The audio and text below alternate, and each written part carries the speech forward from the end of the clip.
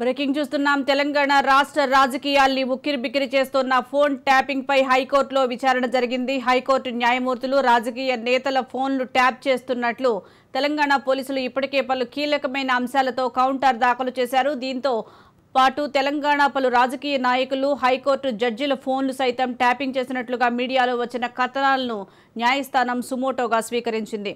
Phone tapping కేసులో నిందితుల్ని విచారించిన అధికారులు నిందితుల నుంచి కీలక విషయాలను రాబట్టారు. అందులో భాగంగా హైకోర్టు న్యాయమూర్తుల ఫోన్లను కూడా ట్యాప్ చేశామని ఫోన్ ట్యాపింగ్ నిందితులు విచారణలో తెలిపారు.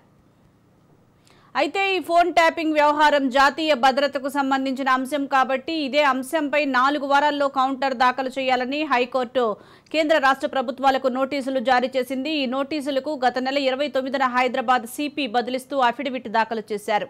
ఫోన్ ట్యాపింగ్ పై తెలంగాణ హైకోర్టు విచారణ చేపట్టింది.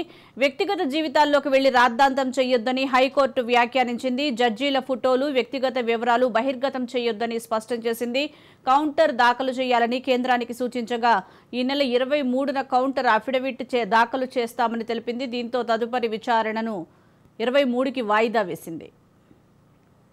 దీనికి సంబంధించి మరింత సమాచారం మా పొలిటికల్ ఎడిటర్ అరవింద్ అందిస్తారు. ఫోన్ ట్యాపింగ్ కు సంబంధించి తెలంగాణ హైకోర్టు విచారణ చేపట్టినట్లుగా తెలుస్తోంది. అదేవిధంగా వ్యక్తిగత జీవితాల్లోకి వెళ్లి రాద్ధాంతం చేయొద్దని కూడా హైకోర్టు వ్యాఖ్యానించినట్లుగా తెలుస్తోంది. దీనికి సంబంధించి పొలిటికల్ ఎడిటర్ అరవింద్ అందిస్తారు. అరవింద్.